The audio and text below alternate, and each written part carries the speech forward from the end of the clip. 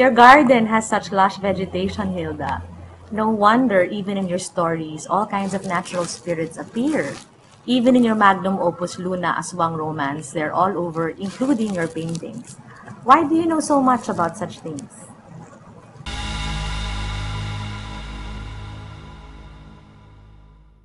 Ewan ko nga.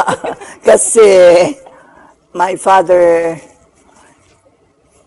prohibited all our maids from telling anything about them to me. Bawal lang aswang sa bahay namin kasi he was a scientific man. Ayaw niya yung anak niya na matakutin. Okay. So, yan. Wala namang akong alam. Pero isang araw, ang aking mga kaibigan ay puro anak ng driver. Pagkatapos, sabi nila, ay nako, meron nakita doon aswang sa may bakuran namin. Kalahati lang, nandoon sa gitna ng garden. Pagkatapos, sabi niya ganon, ang ginawa nila, gusto nilang hulihin yung aswang. Kaya kumuha sila ng isang, kung tawagin nila, umang. But I think it's one of these big Trichidia or whatever you call it, the big clams. Oh, yes. And put it on the stomach, and it was open like that. And so when the aswang came back, ganyan, nakabalik na ron. Tapos, aray, sabi nung aswang, kasi yung, clam, sumara, ayaw nang magbukas.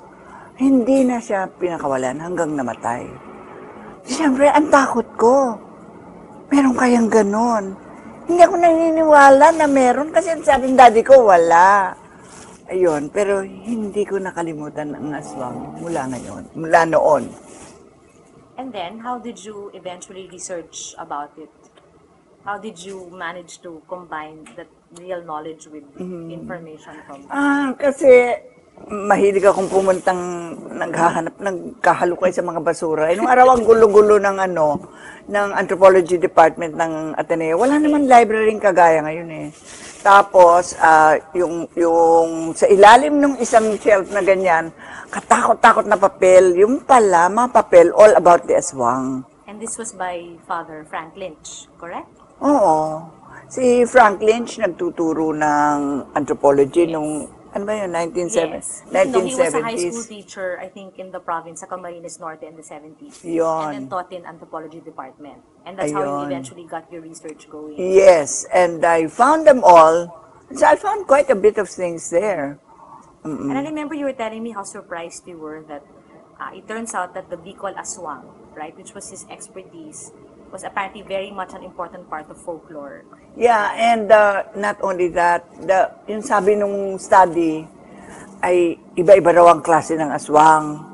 Meron daw aswang na dito nahahati, merong aswang na leeg lang, pagkatapos lumilipad ang ulo, parang corkscrew.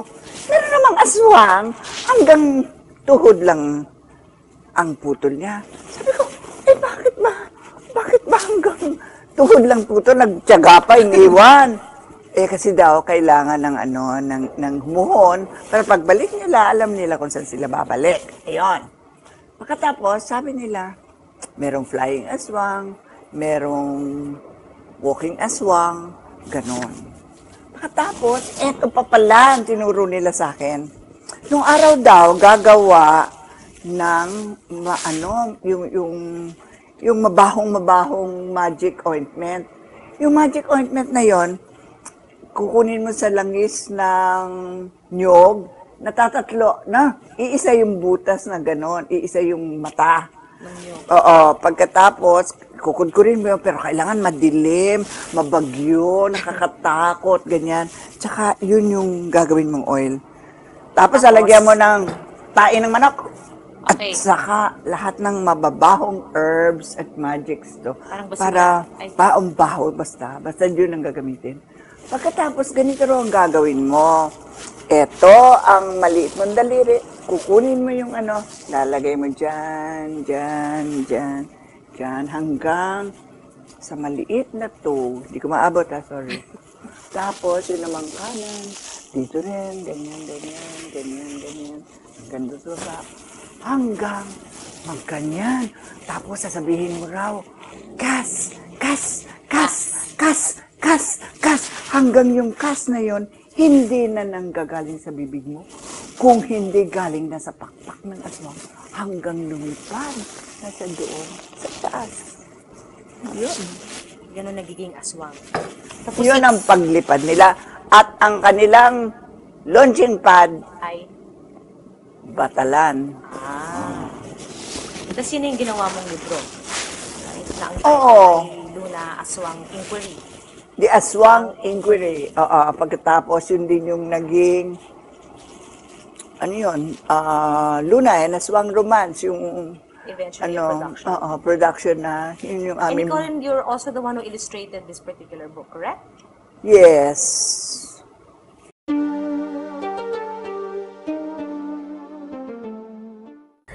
How did you get hooked on Filipiniana? Were your parents nationalistic? No, it was my grandfather who was.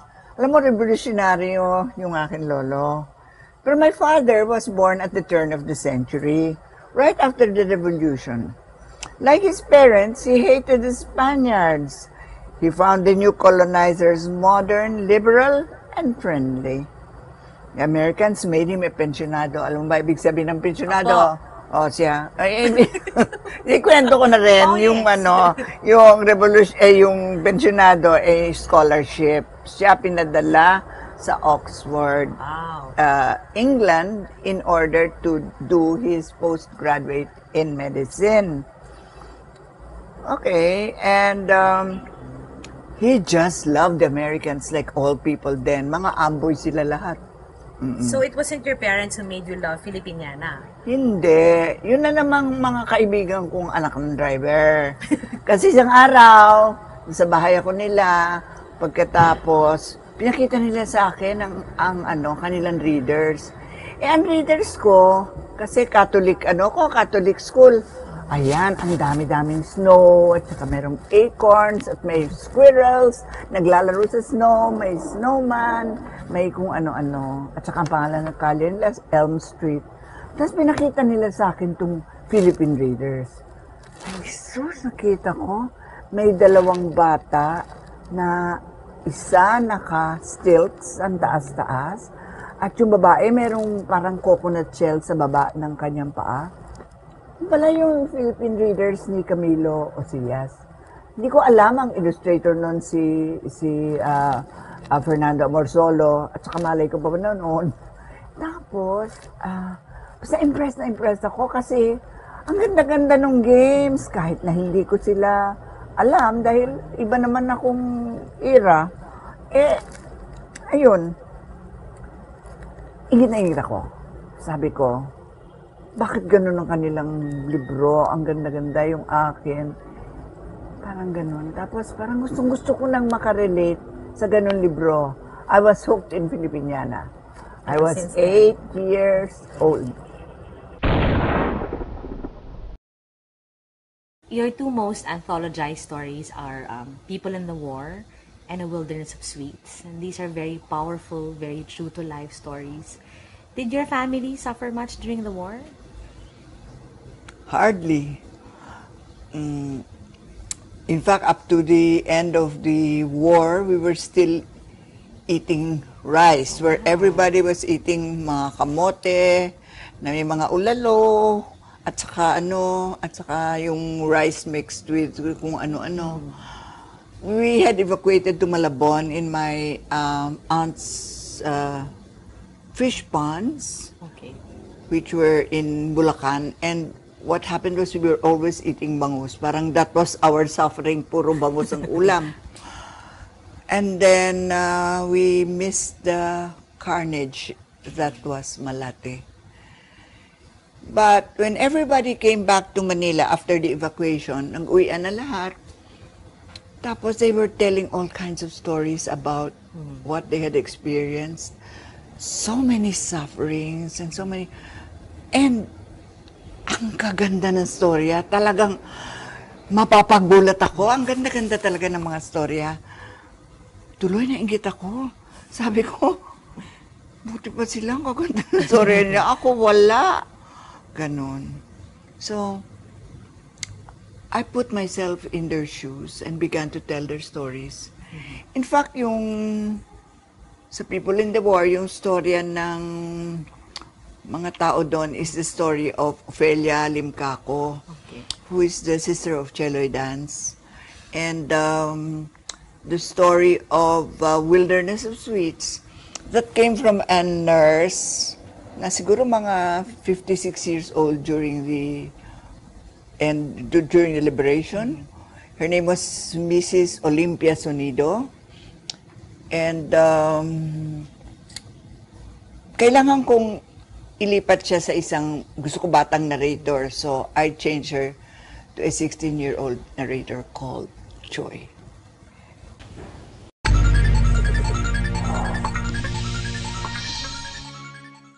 Since everyone has asked you this question, I might as well ask it as well. Why did you give up fiction? Because I felt that it was so adolescent. I felt that it was my weeping wall. Parang masyadong emotional siya. Lahat ng sarili ko nilalagay ko doon. Nakakahiya, hindi ba? Parang ganun. You were once telling me about your feelings about the academics, how they took your writing. Ay, right? Oh, yung mga tiga-UP na yan, yung mga yan. Okay. kasi, they were always telling us, kayo, mga kolegyana kayo, ano ba namang alam ninyo about life? Alam lang ninyo yung mga, yan, hindi kayo marunong ng masa. Kasi ang mga storya nila, punong-puno ng mga mamang nakahubad, na nakabad very brown, dura ng dura, curse ng curse.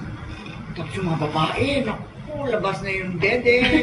Pagkatapos ng nakihimutok yung breast. Nakarunong no. Sasabi nila, wala kang karapatan sumulat. Okay. Tapos sa isang taon na, yung mga, sabi natin yung meron tayong year na akala natin mananalo tayo. Hindi tayo nanalo. May nanalong storya. Naku, tungkol sa barong-barong. Dun sa barong-barong nila, may toilet. Sa ilalim nun, may tubig, no? Sa ilalim ng toilet. Andar na gano'n, ng estero. Isang araw may baboy na nag-float doon. Laki yung tiyan ng baboy, dead na yung baboy. Hindi makadaan-daan sa ilalim ng toilet. So, eto na yung mga tao doon sa bahay. Naku, sinundot. Kailan ang sinundot? Araw yung binasa mo ilang pages yan. Sundot. Sundot. Sabi ko, ayoko yung ganun na storya kasi hindi ko yun alam. Paano ko magsusulat ng ganon? Yun. So, you went into article writing and painting, correct? I went into article writing because I thought it's more real. Marami kang sasabi sa article writing, maybe you can influence people, and people read you. Fiction, pag may pamasa sa isa, tatay mo pa yung ganon. And you started painting at the ripe old age of 17. Yes. And how has it been? I sell well. Siguro, you make more money. So, siguro, sabi nila, siguro magaling sumulat yun. Kaya siguro, pwede natin bilhin. Okay. So, would you like to show us your paintings? Naku, I thought you'd never ask. Halika na, Christine. Pakita mo yan isa-isa. Wow! Yan na. Ayan. Kita na like stories. Ayan yung parang silang fiction din. Ayan yung title. Ano ba title niyan? Wars of the Universe. Okay. Kasi ayun yung sa itaas, ayun yung Christianity. Naglalaban yung angel at devil. Yung religions, yun yung Christianity, yung sa gitna. No, that's Islam, and that's Buddhism in the rock bottom. And then there is the battle between the sun and the moon, and the moon is eating up. The moon is being eaten up by a dragon called the Bakunawa. This is the ethnic Filipino who is trying to keep his own in the, in a globalization, in a world of globalization. Tapos ito naman yung mga itik, nakikisali, baka merong original na makukuha kami sa Pilipinas. So of course, that's the eternal battle of the dog and the cat. This is always how you sign your name, Hilda. Oh, You don't put your full name. mahaba eh. Or Oh, GCF. tama na, Okay, tama na, sorry. Christine. Goodbye, thank you. Yung susunod naman na kabanata. Ayan. Yan. Yung sa taas din. Yan. Title kita. Yung Hilda. title niyan, Dragon Taming is an art. Kasi, the dragon always in my painting stands for instinct. And here's this woman whose instinct is to go up there on a naked on a bike.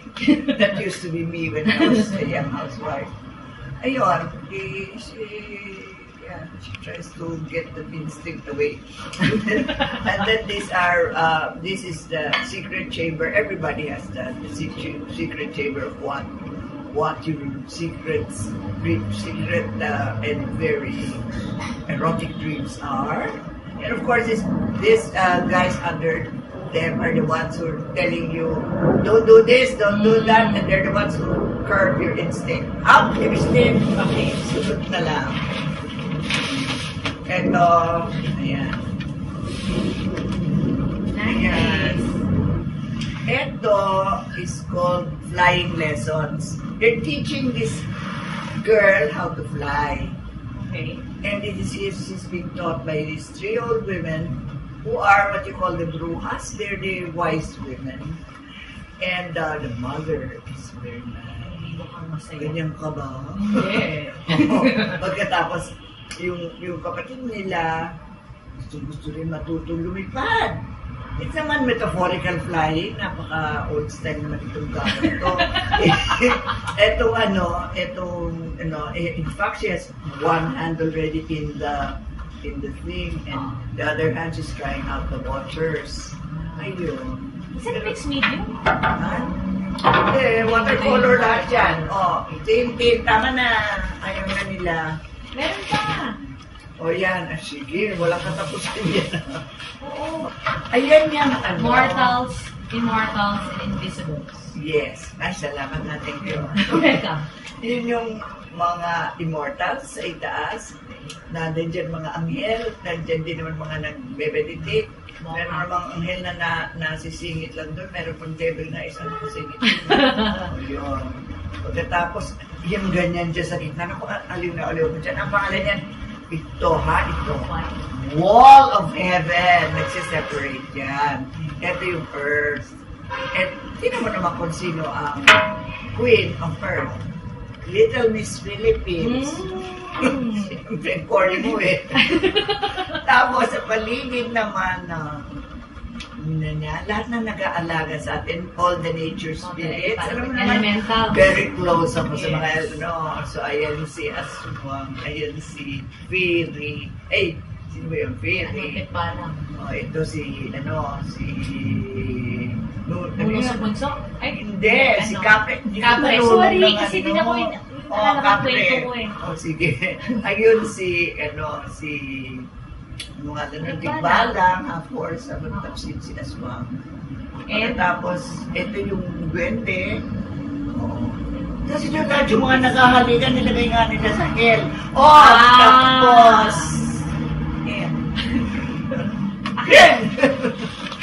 Meron pa. Meron pa. Kung puputulin ni Mana yan, puputulin niya. Eto. Dinis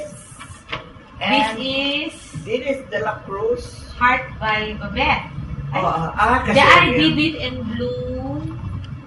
Bluebeard. Bluebeard. Oo, si Dinis and Bluebeard. Yan, pinutulan niya yung ulo nung 10 asawa. Tinulungan ako ni Babette dyan, kaya ito, dalawa ko yung mga yan. Kaya nandyan din siya. Yeah. Naman ako, Recognize. give credit. Okay, next. Ayan, favorite ko yan. Ganda. Kasi andyan yung bata sa itaasin yung anak. Na-conquer na niya yung kanyang dragon. Ayan, galaro niya. Pero yung nanay niya, hindi pa conquered yung dragon. Ayan, iniiyak ang kanya. Kaya this painting is called river of tears. Kasi natangisan niya pa lahat yung kailangan natapos na sa buhay niya. Kaya, yung isa ng lover na nag-frustrate sa kanya, nilibing na nga niya. Hindi naman ako kung pinatay niya. Hindi naman siguro. Ayun. Hindi na niya makalimutan. Oo. Yun, itong pinakamahirap gawin dyan, ito. Diyos mo, Joseph. Oh, kasi yan, drip method.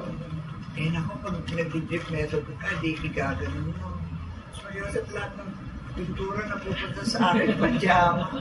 Ako, puno ng drip. Gawang drip. Oh, siya. Yes. Oh, and last. Tama na yan. Last, kasi ito yung maganda sa tata. Maganda yan. Oh. Yan. Yan ay, ano pangalan niyan? Rika, basahin mo nga. Wala eh. Ayun, Build hindi, ano yan? The tribute to the mermaids, the disappeared mermaids of the Pasig. Kasi nung araw, malinaw ang Pasig. Marami pa raw mermaid. Ngayon, wala na sila. Ayun pala. Yan sila. Tapos sabi ko, naku, bakit may anak doon? Wala naman lalaki. Nilagay ko lalaki. Mukha naman pati. Yan. Why do you like to paint? Kasi hindi siya nakakapagod. You use your right brain instead of your left brain. Hindi puro gray matter.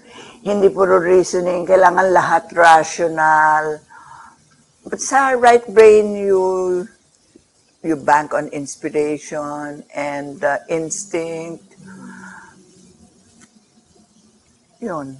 And you can call, Ah, right? yes. That's what you do when you paint, right? You call on your departed friends. I call on my Yes. departed friends like si Oni Bolmedo, syempre. Tsaka kung minsan si Manansala, kasi magaling siya. Si H.R. Ocampo, dahil kilala ko yun. Si Ang Kyukok. Ayun. Tapos, You like music din, right? So do you also call? yun. Pagka ako stuck, di syempre, hihingi ako ng lalabay. Syempre, from the best. Of course. Si Beethoven.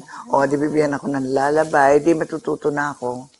Pero pag talagang stuck na ako, tatawag ako Sino ng na? mga living friends. For those, for example. Di yung matitigas ang ulo. Gaya, Name names. gaya ni Danny Delena.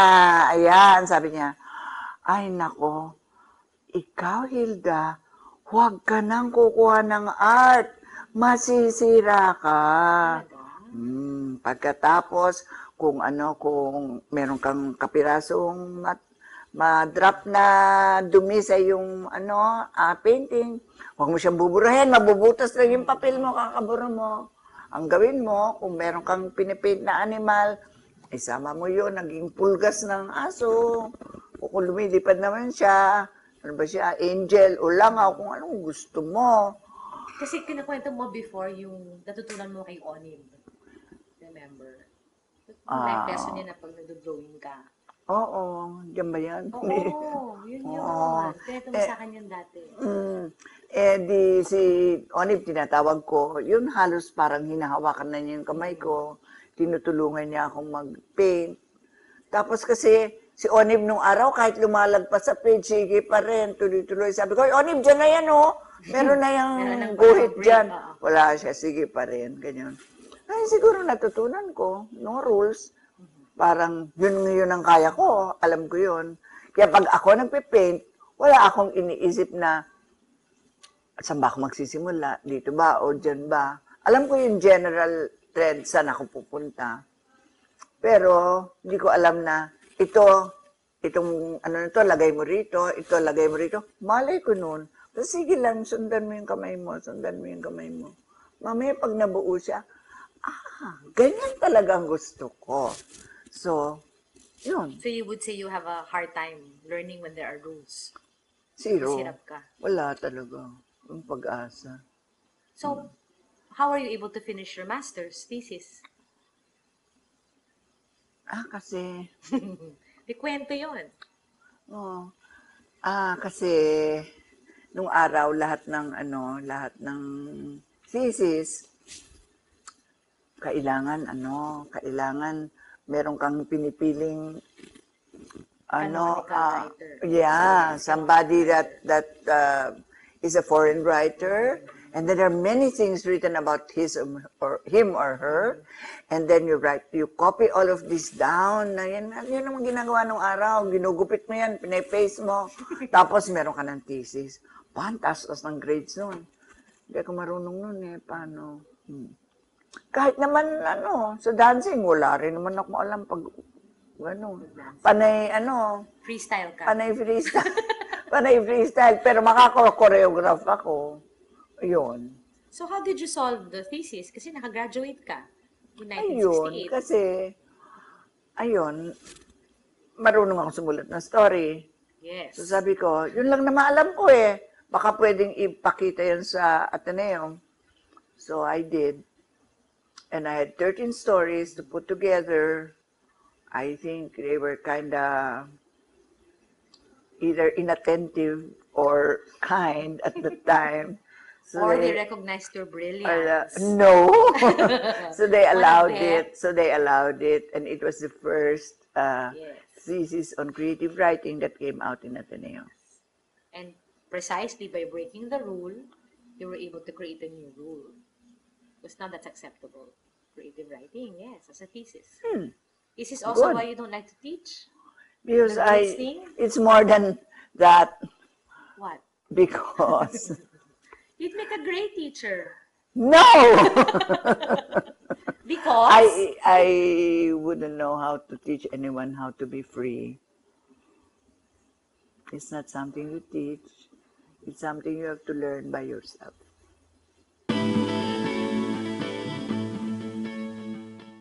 What was the rationale behind putting up GCF books?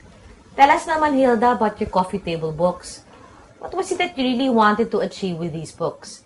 You do know that your publishing these books became a cultural landmark? GCF Books was filling a need of the early 50s, which still prevailed in the 70s. Filipino-authored books were badly designed and often boring, with faded and inappropriate illustrations, and printed on paper so thin you could read the print even when you turned the page. So they were naturally shoved into the farthest corners of the bookstores and the most bottom shelves, and no one bought them. Nobody cared for Filipiniana. But you had no background in making books, so how did you learn how to do books? Meron I had just finished working with Alfredo Roses on the 10-volume Filipino Heritage series, and I realized how beautiful Filipino books could be, and how easy to do. I wanted to make a book on a Filipino subject, informative but not too intellectual. It had to have beautiful pictures and paintings. The paper must be first class with a hardcover. I wanted to produce a book so beautiful, you wanted to hug it and kiss it, kasi mabango, and cradle it into your arms like a baby. So what was your first volume? Di syempre food. Before that, Filipino food was not considered worthy of a book. Yon, puro recipe book. Tapos, ang gusto ko is ang food book to show why Filipinos eat the way we do. What kind of food they eat and why. And that was the culinary culture of the Philippines. The first GCF book that was awarded one of the 10 best food books in the 1977 International Book Fair in Frankfurt, Germany, didn't it?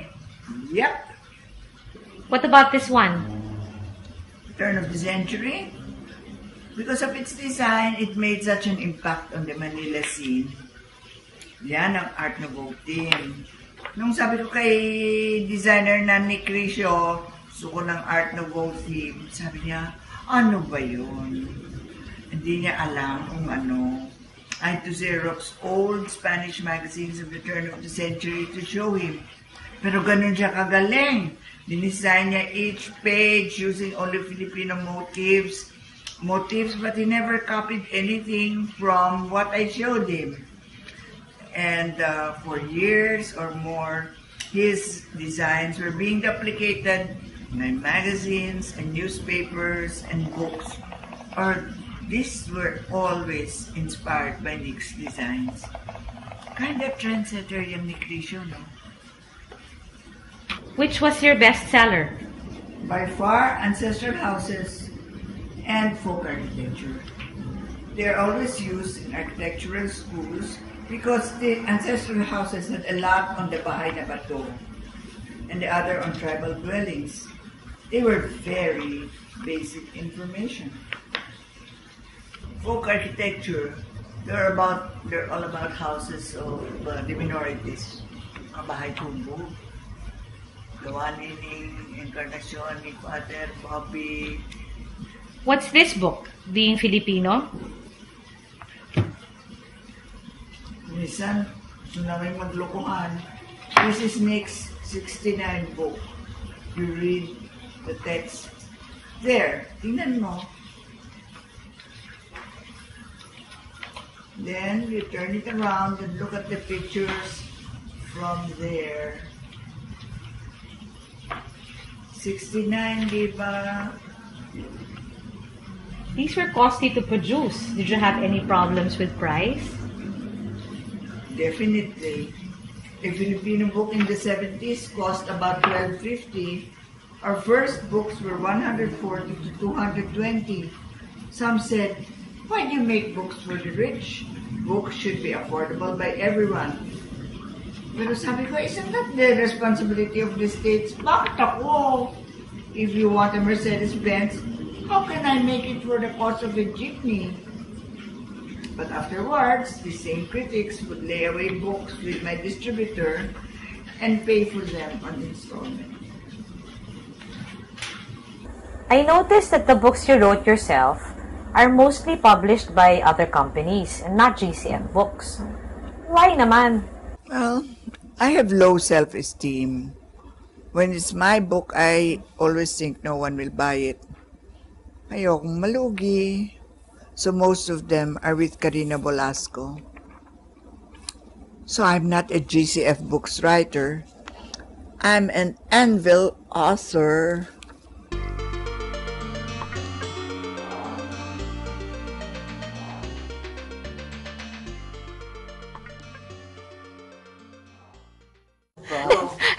Hilda, you once spoke about the beauty of collaboration, which seems counterintuitive to the Filipino spirit, the idea of working together, what with crab mentality and all. And yet it seems to work really well for you, particularly, especially with your theater productions.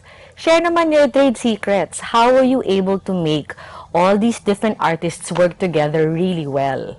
Nako, simple yan. Okay, go.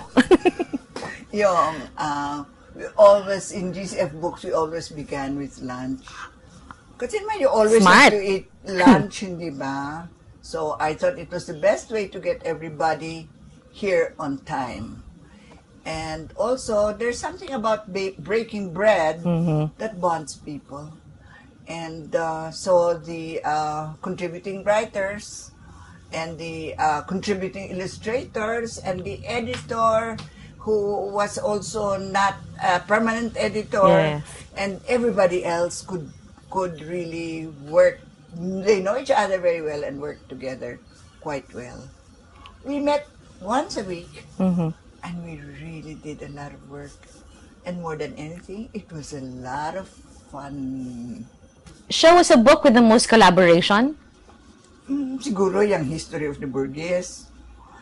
Si Mariel Francisco wrote the Straight Historical Report.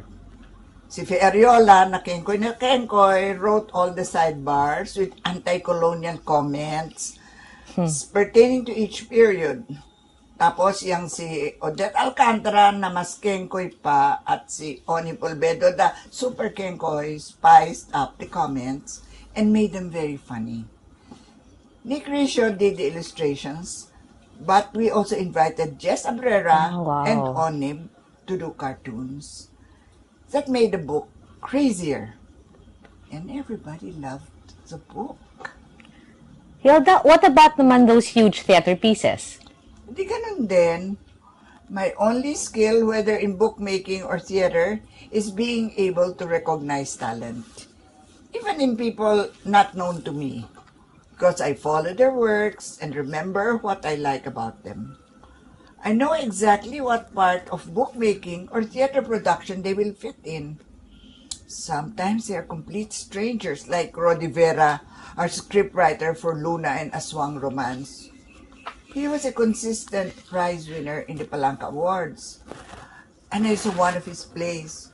So, tinawagan ko siya. Sabi ko, sumubang gumawa ng script para sa amin. He immediately agreed to work with me. Ayun, tuloy, nanalo ng first prize yung Luna namin. Dati yan si Rodi, walang interest sa aswang. But now he's in love with the creature and you find it in many of his subsequent plays. Si Nick Ricio, designer of many GCF books, I followed his layouts in Goodman, which was the magazine of a car company. And I got a friend to deliver Nick to my doorstep. Eto, sabi Eto niya. na. Yan na, kilala siya ni Mailing Sikam. Si Manny Chavez came after him. He is multi-talented, can do layout for books, build a stage, choose the music, and design costumes. Medyo cranky, pero okay lang. We still collaborate a lot, like you have to thank him or curse him for directing this video. Tell us about the fashion show that was more than a fashion show in CCP. Oh yes, my first theater production, Jamming on an Old Saya, directed by Nonon Padilla, who is the resident director of CCP at the time, and Wanda Luwadin, who is a fashion director. I like the embroidery work on old sayas. One day I cut out the sleeves of one and collaged them to the sleeve of another, and got parts of still another, and so forth and so on. And then I made myself a blouse. Naku, parang sandwich board siya, 2 squares. But everybody loved it. So, na-encourage ako. I collaged more and more pieces until I had about 80 or more small and very large collages. I asked a couturier, Steve De Leon, and later other couturiers to make wearables out of them until it became many dresses and gowns and sayas and ended up a fashion show. Yan si Ann Weiser, Amerikana na nakatira dito sa Pilipinas, came in to do unique hats and headdresses. Isa yung galeon, isa yung calaw bird, all made out of antique saya materials.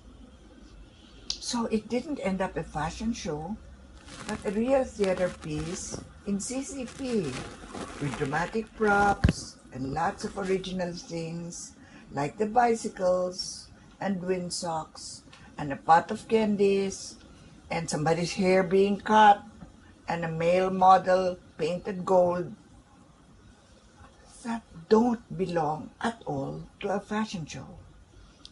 And for the costume extravaganza Luna and Aswang Romance? It had a merry mix of actors from the movies, repertory, Philippines, UP Rep, Tanghalang Filipino, even a writer. Kasi parang ang idea ko, halu-haluin mo sila. Kasi hindi nagtatrabaho yan magkakasama, tingnan nga natin. Gaya nila Joy Virata, si Chinchin Gutierrez, si Floyd Quintos, Dexter Santos, Alia Honasan, marami pa, huwag mo na akong tanungin. And the dress designers, kaya sila Rahul Laurel, Steve De Leon, si Ben Farales, even the late Joe Salazar, buhay pa siya noon, si Patis Tesoro. Impressed na ba kayo?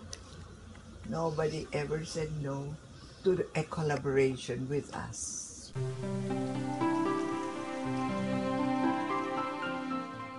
So first you were a short story writer, and then you shifted to article writing, correct?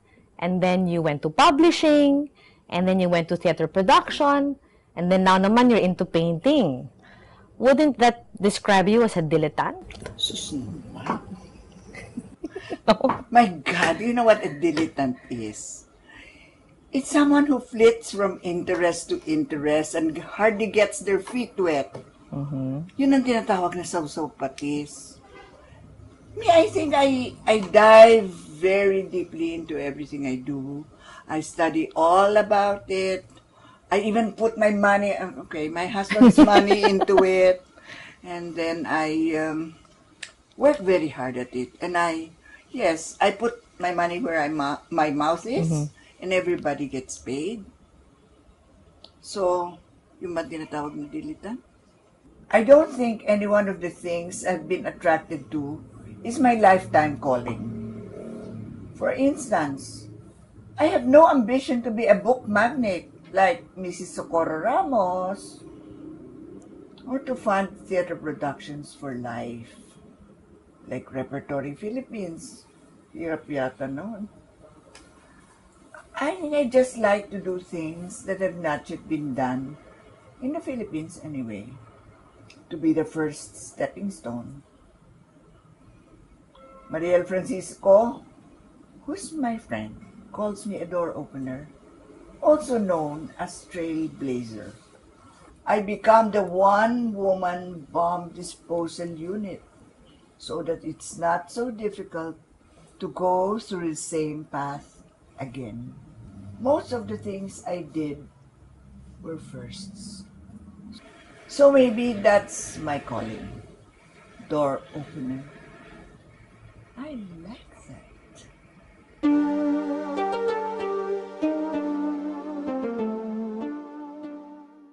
At 11 o'clock, the Japs had begun to set fire to the houses on Taft Avenue, and we could hear the sucking, snapping sound of the Holocaust through the barred window of our garage.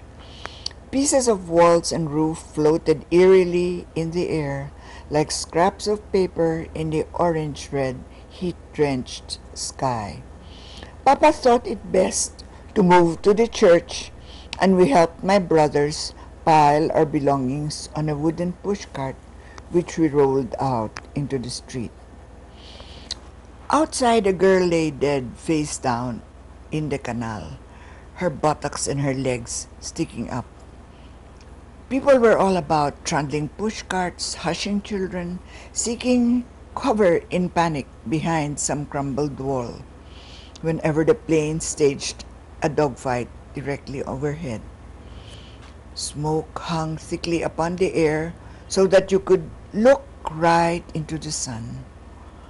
Out of the fog stepped a dazed Esme, her dress torn, blood dripping down her legs. "Are you hurt, Esme?" Mother cried. She shook her legs and balled her skirt in embarrassment between her legs. "Where is your family?" my father asked. "I don't know," said Esme bewilderedly. "I don't know. I'm looking for them." And before father could her, she had run away. In the churchyard, we came upon Mrs. Mercado holding her husband to her breast. A shrapnel had plowed through his temple and uncupped his skull, exposing the throbby, oystery mass of his brain. "What shall I do?" Mrs. Mercado asked hysterically. "What shall I do?"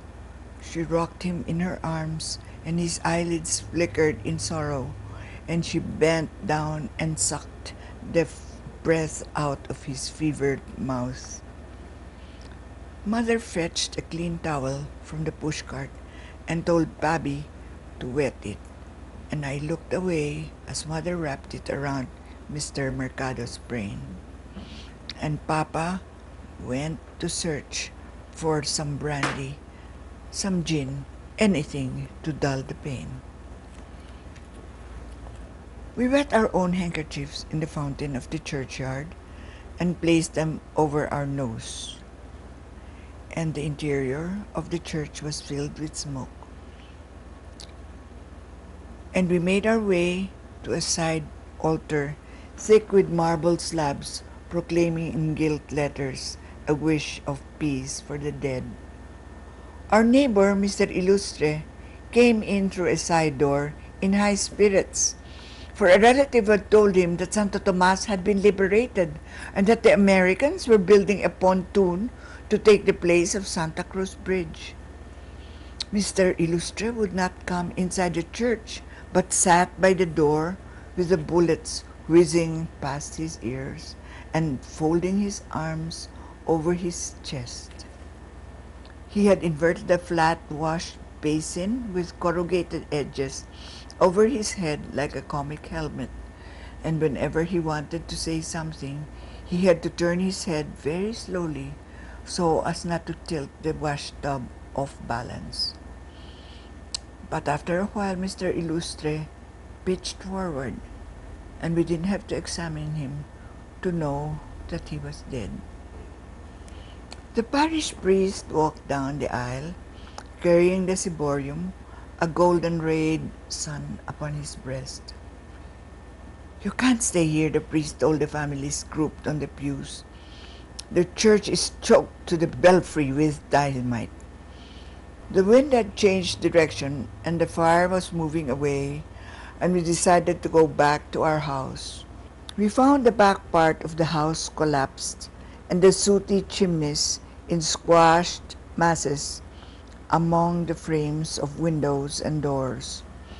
Our bird cage lay among the wreckage, and Peace the bird was lying on its floor in a mass of bloody flumes.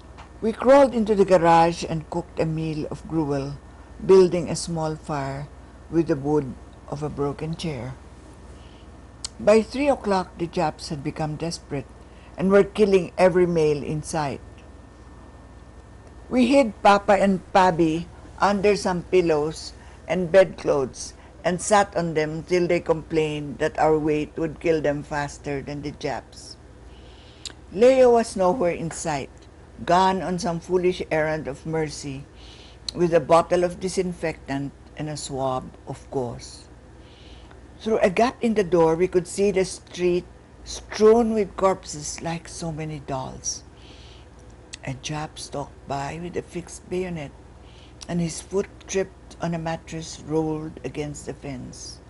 With both hands, the Jap lifted the mattress and found an old man underneath. "Tomodachi, Tomodachi," the man babbled, going down on his knees to hug the Jap's legs, and the Jap lifted his bayonet and buried it into the man's neck. Soon after, several women whom the slaughtering had turned into jabbering idiots burst through the door of the garage. They were wild-eyed and barefoot and restlessly paced the garage. "They've killed every one of our husbands," Mrs. Rosal, who was among them, said. "We're looking for some cloth to make a flag." "If we make a Japanese flag," another woman said, "do you think they will have mercy on us?" "Look," a fat woman said, coming up with a red tablecloth from a laundry bag. "It's just what we need." She inverted the plate on it and drew a circle which she cut out with scissors from my mother's bag. The other woman helped her pin the red circle on one of the baby diapers, and they tied it to the end of a ceiling broom. Up and down the streets they marched in a crazy parade, waving the flag over their heads and singing a Japanese song. And other women poured out of the neighboring houses to sing and join the parade. At the corner, they encountered a squad of Japs who machine-gunned every single woman in the group. Then someone outside screamed, "Mrs. Sonido, your son Leo's been hit." "Where? Where is he?" my mother cried, getting up suddenly, dropping the scissors and the tablecloth, and a finger pointed, "There, over there." And we ran, and my father ran, the whirring of the shells over us, and a grenade rocked the ground as we fell flat on it, feeling it trembling under us, and the people screaming, and the houses in smoke, and the Japs gone berserk. My father found my brother Leo face down near the canals. A man lay cowering under the still warm body of my brother, using him for cover, his thin legs shaking like a fearful ague, and my father pulled my brother's body harshly away from the man. My brother lay on the earth, staring up at the petrified trees with eyes of glass. There was a bullet hole in his cheek, and my father felt the back of Leo's head where the bullet had plowed through, and it was matted with blood. The smoke hung upon the sky like an awful fog, and the noonday sun was a dim orange ball far away in the kingdom of God. The bombs rained silently upon the burning world, and I sat upon my haunches and watched my father grow wild with a terrible grief. There was no sun and there was no wind, and my mother went about putting things aright, as she always did in our house, setting up chairs and picking up after us children and putting the kettle to boil. After a while, I heard her exclaim softly, "Oh, he's so dirty, let's clean him up." And they lifted my brother to the shelter we had made, and my mother cleaned him up and bandaged neatly the hole in his cheek, and we covered him with a blanket and some clothes. My father sat immobile, his back towards us, refusing to accept the death of his favorite son. The earth was a wilderness of slaughter. Gaunt dogs detached a human arm here, a leg there, and where could you begin to dig when you couldn't find a spade and didn't know where your yard ended and the next began? And although we watched day and night, our tears and our love could not preserve my brother, and after a day and a half, my mother decided that we should burn the body, and we all knew she was right. Bobby and I helped her lift my brother and carried him to what seemed to be our yard, under the shade of some banana plants, and we laid him gently upon the sod. My mother pulled one of the mattresses over him and soaked it with kerosene and lit it, and it began to burn with a steady yellow flame. My mother sat on a stone watching the body burn, and my father sat away from her in the shelter, staring at the cage where peace had died. That night the Japs strafed our shelter from their secret hiding places among the rubble and the barbed wire and the burrows in the ground. And a bearded stranger with guns stuck in his belt and bullets in a grisly row over his chest came stamping into our shelter, right into the midst of us. And he said, "They're here. They've liberated PGH. You don't believe me?" And he overturned his jacket.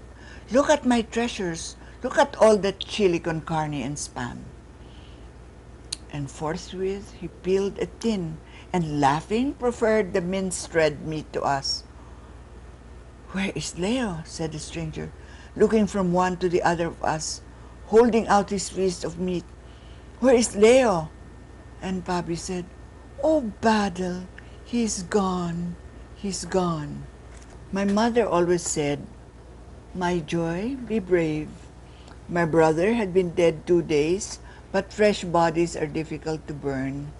And I went out in the early mist of morning to look at my brother who had died. I touched the blackened mattress over him, and it puffed up and disintegrated under my touch.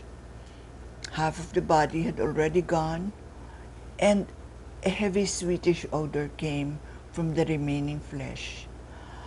A gaunt dog came sniffing at the bare white foot that had come untangled, and I rained upon it clods of mud. My brother was dead, and I could see my mother coming into the yard with another can of kerosene and matches. She was in an old dress whose prints had washed out, and she hadn't changed much, except for an aching in the joints and a flutter in the heart, and her hair that had become the tarred white of wood you find washed up on the shore in the sand. She poured the kerosene upon the corpse, crying silently, laving it like precious oils upon the poor disappeared parts. My father had not uttered a word since Leo died.